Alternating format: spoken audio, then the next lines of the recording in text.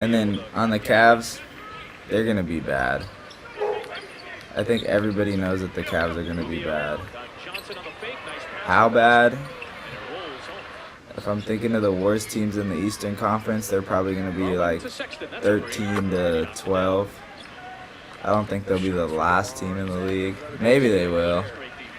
But yeah, they're going to be bad.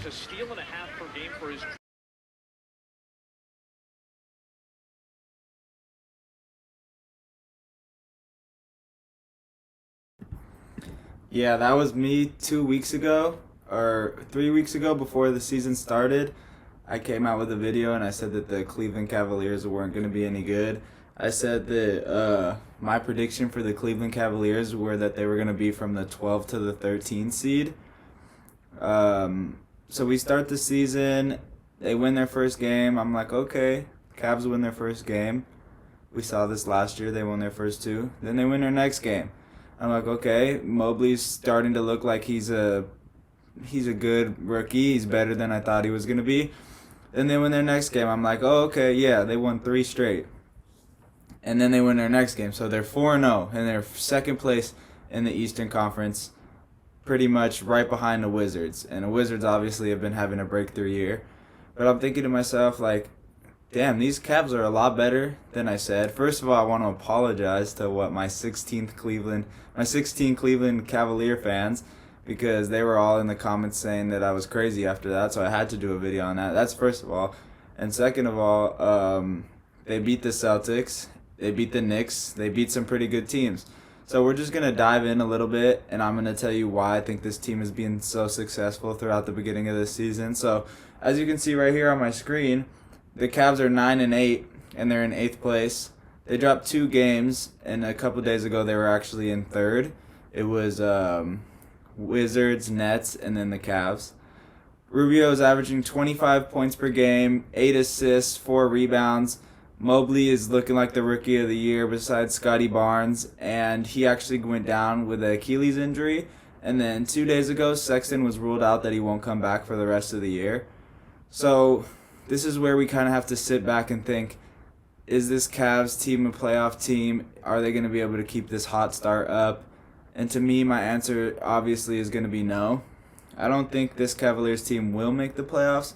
I think that they will compete for a play-in spot, and then they could make the playoffs potentially from that. But I don't see this Cavaliers team having a record at the end of the year better than the Celtics or better than the Bucks or better than the Sixers or better than the Knicks. But I will say this, Garland has proved that he is a legit all-star, and he's like an upcoming star in this league. I think that he has really worked and expanded his game through Popovich over the summer, getting called up to the USA squad. I think people are like finally seeing that Ricky Rubio is one of the best point guards in the league as far as like passing and scoring. I was reading that something that the coach said. He's like, Rubio, I need you to be what you were for us when we were playing overseas, because when Rubio goes and plays for the international team, he's just very offensively proud and he scores a lot of buckets. He does what he has to do offensively to like where he's very aggressive. And when he comes back to the NBA, you don't really see that. So for like the coach to really give him the rounds to like do what he has to do, I've noticed that he's been a lot better when it comes to that. So that's first of all, I think that's really leading to the team's success. Second of all, I'd say Jared Allen's definitely going to be an all-star this year. He's a 2010 guy. He's honestly becoming one of my favorite players to watch in the league. I've seen him have like 5 posters, but besides that, like he just gives maximum effort every night. He's going to get you 10 rebounds. He's like a better, more athletic version of Andre Drummond. That's how I feel like Drummond in his prime. That's how I feel like Allen's giving you every night. And then Mobley has just been a star all year. He's honestly been probably their number 1 or 2 option offensively. And then defensively, he just gets back on every play. He puts work in. So, yeah, I love this team. I really do love watching this Cavs team. I love everything they're doing off and on the court. I love the whole like culture that they're bringing to Cavs, because they really got like that underdog mentality, you know what I mean? Anyway, that aside, what does it mean for these Cavs moving forward? A lot of people are saying that they should trade Sexton because he can't stay healthy. Me personally, now that Rubio has become such a star at the point guard position, I would look into offers of trading Sexton, but at the same time, when Sexton is out on the floor, he's so dynamic, and people don't really realize that. He's a 20 and 8 assist guy every single night. So I say you keep him for as long as you can until somebody really offers you. Like, let his trade value go up a little bit.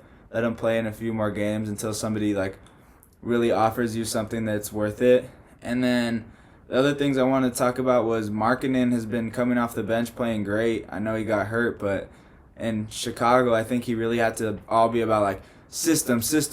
Like, let's fit into the system. Whatever you can do to fit this Chicago system. We need you to be the number 2 guy. And now that he's like the number 4 or 5 guy, like, I think that's taken a lot of pressure off of him, and he's able to just kind of play his game.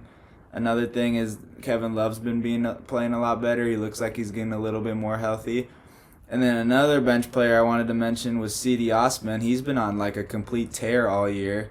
I think he's had 2 25-point games, a 30-point game, and averaging like 16 points per game for the year. So it's like, you see these players and you're like, wow, where did that come from? Like Dean Wade, for example, on the Cavs. I remember he used to be a meme because his name was D Wade, and now he's like a legit threat.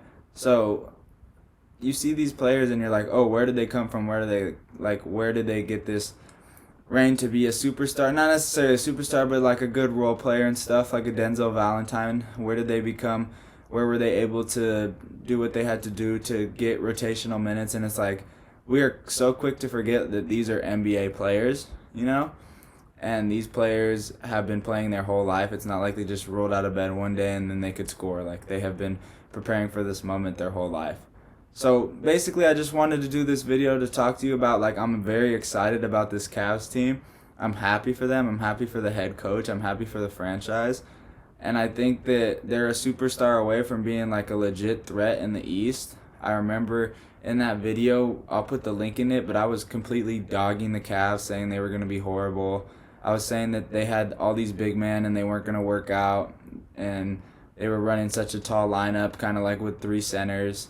But honestly, it's been working. So I take back what I said, first of all. And second of all, I could see this Cavaliers team really making a push for one of those like in-game 9-10 spots and then maybe sneaking into the playoffs. But we'll see. I just wanted to say, like, I'm very excited about this team. Traditional 3 big man. They'll run Osman, Jared Allen, and Mobley, and then run Garland and Sexton. Obviously, he's been hurt, but I'm extremely excited about this Cavs team. You guys let me know what you think down in the comments. Obviously, we do all of this off the top of our head, and we're just talking about how we feel about each team. As always, I love y'all. Let me know how you feel about this Cavs team, what you think.